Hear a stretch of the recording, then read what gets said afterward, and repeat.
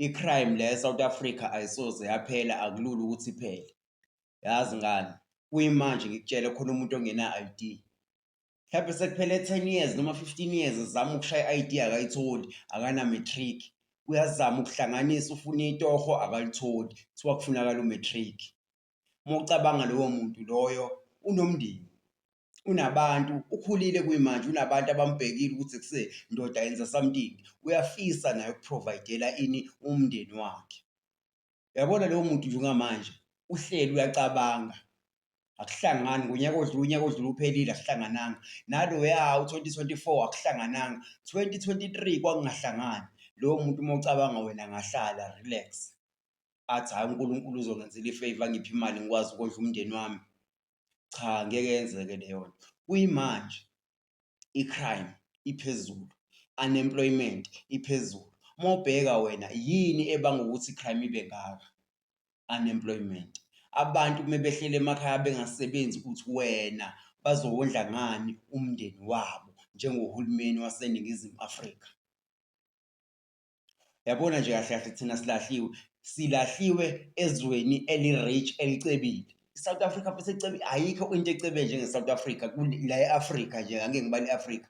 I-Afrika yonke ngicabanga i-South Africa u-number 1 ngokuba nje nomcebo. Kodwa abantu bakhona bahluphekile, babulalana bodwa.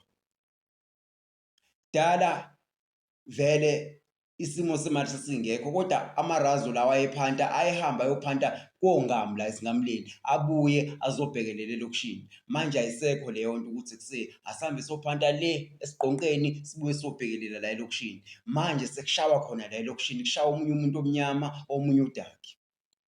Ngesimo esenziwani uhulumeni waseNingizimu Afrika. Thina sinayo uhulumeni mfethu la eNingizimu Afrika, akekho.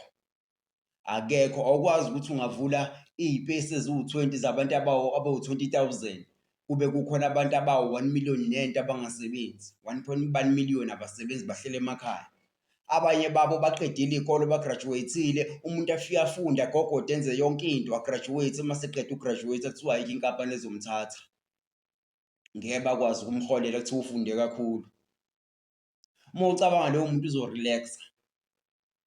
Yonke le minyaka efunda lowo muntu loyo ekugcineni into ayifundela ayikho. Utshela ukuthi ngiyakwazi ukuqashwa ndawo ngoba ngeke bakwazi ukumholela, ufunde kakhulu. Ibuhlungu lento eyenzeka la eNingizimu Afrika mfethu, kubuhlungu kakhulu. Mina angiboni ukuthi sizoba nalo ikusasa uma kuqhubeka ngale ndlela. Kahle kahle uhulumeni wethu nje akasinakekeli, akasibhekeleli, akasicabangeli. Awukwazi mfethu ukuthi ungangitshela ukuthi sengizame ngayo yonke indlela ukuthi ngifune i-I_D, angiyitholi i-I_D. Ngizame ngayo yonke indlela ukufuna umsebenzi, angiwutholi umsebenzi. Kufunakala noma i-I_D naka etohweni, anginakwa leyo I_D leyo. Uma ucabanga ukuthi ngiphile ngani, ngiphile kanjani, ngenze kanjani? Abanye abantu abanayo le drive leyo ukuthi hhayi kumele ngiyodayisa emgwaqweni ukuze ngithole imali. Asiphiwanga indlela efanayo yokukhanda imali. Omunye uphiwe ngokuthi athole itoho. Uma engalitholi-ke leli toho ngoba kufanele ukuthi uphucwa uhulumeni impilo nempumelelo. Uhulumeni uyena ekumele angenelele. Angikwazi ukuthi mina ngalo nginokho mfethu ko-Home Affairs ngilokhu ngizama i-I_D for over 10 years angiyitholi i-I_D. Ekugcineni mase ngenza i-crime bathi ngi-wrong ngesimo sokuthi ngifuna ukuphilisa umndeni wami. Hhayi bafowethu ayenzeki leyo nto. Uhulumeni okumele angenelele la. Baningi abantu, hhayi ukuthi uyedwa umuntu ongena-I_D e-South Africa. Mhlampe bawu-more than 100,000 abangenama-I_D balokhu bezama ama-I_D abawatholi. Yabo izinto engishoyo? Bayazama ama-I_D abawatholi kodwa u-government wethu uyena okumele ngabe uyangenelela asho ukuthi la e-South Africa wonke umuntu ongena-I_D ukuthi simshayele iphume khona namhlanje ngoba bangakwenza vele lokho. Uyishaye namhlanje i-I_D ube uyi-receive-a manje uqeda kuyishaya. Ngiyakutshela ukuthi akekho ongeke abe nayo i-I_D. Uma ngenza ngaleyo ndlela ukuthi wonke umuntu ongena-I_D akasondele lapho kuleso sikhungo leso ababizelwe khona benzelwe i-I_D ngalelo langa. Manje nge-hour useyitholile i-I_D yakhe isihleli esandleni. Lowo muntu uyakhona ukuvuka kusasa ahambe ayofuna umsebenzi ngobani? Usene-I_D. Manje akanayo i-I_D, akana-matric, akanalutho. Uyena omdala futhi ekhaya kubhekwe yena. Uthi ekuseni, ndoda hamba phela uyozama. Izinto zakhe ay'hlangani. Uyitshela ukuthi lowo muntu ngeke abenze ubugebengu khona ezokwazi ukuphilisa umndeni wakhe. Hhayi ukuthi wonke umuntu owenza ubugebengu uyathanda. cha. Khona abangena ebugebengwini bengafuni, baphoqwa isimo sokuthini ekhaya kumele ngibhekelele. Ekhaya ijampile babheke mina njengobhuti omdala. Imina, mhlawumbe omunye akanabazali, akanabani, usele nabantwana bakubo. Naye usenaney'ngane zakhe ezithi yena nabantwana bakubo abancane. Loyo muntu ulindele ukuthi uzokwenzenjani wena? Njengohulumeni wase-South Africa, ulindele ukuthi loyo muntu loyo uzohlala nje adeqe, mhlawumbe akana-idea akanalutho. Uzohlala? Cha, uzophuma ayoganga akhone ezothola imali ukuze ezokhona ukuthi asaphothe umndeni wakhe. Wena futhi njengohulumeni uyamthatha uyahamba uyomgquma uyomvalela, kusala kuhlupheka le family. Mayihlupheka le family, lo mdala kule family naye uyakhula uyabona ukuthi obhuti wayezama kanje ukuze athole imali, nami angihambe ey'nyathelweni zabhuti. Lento thina nje senziwe uhulumeni njengoba sinje. Abantu abantshontshayo abagangayo wazi ukuthi akusukanga kubona, isimo abaphila ngaphansi kwaso. Akekho umuntu ongathi enayo yonke into esebenza e-right ahamba ayoganga.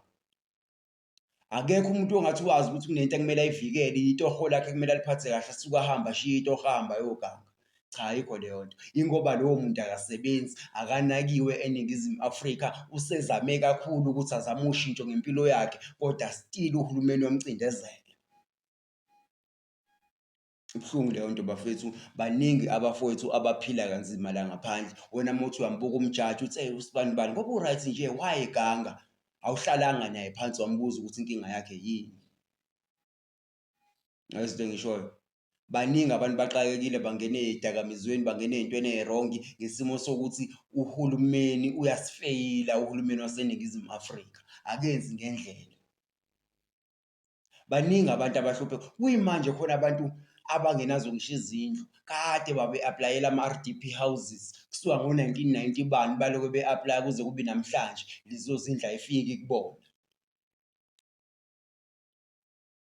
Abasebenzi abanalutho, abasebenzi kushubile nje ekhaya. Kuhlalwa emkhukhwini.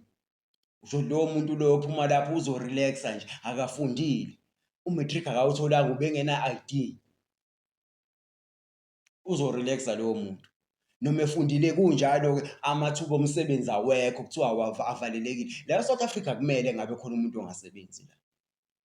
Akumele engabe khona umuntu ongasebenzi. Ayikho into esingenayo thina. Ayikho into esingenayo e-South Africa. Yingobani siphethe abantu aba-greedy. La bantu abalele phezulu ey'khundleni ba-greedy, bafuna ukudla bodwa nemindeni yabo. Ibuhlungu leyo nto mfethu. Ibuhlungu le nto ngobani ekugcineni uma ngithi mina ngiyaphuma ngiyozizamela umndeni wami ngale ndlela engibona ngayo ukuthi umndeni wami uzolala udlile, ngiyabanjwa, ngiyaboshwa, ngiyogqunywa le. Abahlali nami phansi babuze ukuthi uze wenze le nto kusukela kuphi? Khona bezokwazi ukuthi bay'gweme iy'nto ey'njalo. EBotswana nayi iBotswana, zero crime. Abantu bakhona ba-right. Ba-right abantu bakhona, ba-understand-a impilo ukuthi kuphilwa kanjani, nemali ihamba kanjani, amathuba emisebenzi akhona, abantu bakhona bayasebenza. Thina la ayikho into esingenayo, kodwa thina futhi esihluphekayo. Sibulalana sodwa nje ngenxa kahulumeni wethu. Sibulalana sodwa nje thina uhulumeni wethu ngikutshele. Buhlungu le nto mfethu, buhlungu. Ngoba manje kushuthi umhlaba indlela obhubha ngayo le. Awukwazi ukuthi mfethu ungathi une-power yokulekelela wonke umuntu ukuthi ashintshe isimo sakubo, wonke umuntu abe ngcono empilweni. Wena still leyo power uyayi-misuse-a noma uyisebenzisa ngendlela engekho right ukuze kubhenefitha wena. Kunabantu abalala bengadlile mfethu. Hhayi ukuthi uyathanda, usezamile amathuba emisebenzi akawatholi, izinto ay'hlangani. Hhayi bafethu, i-crime ngeke iphele e-South Africa kusanje.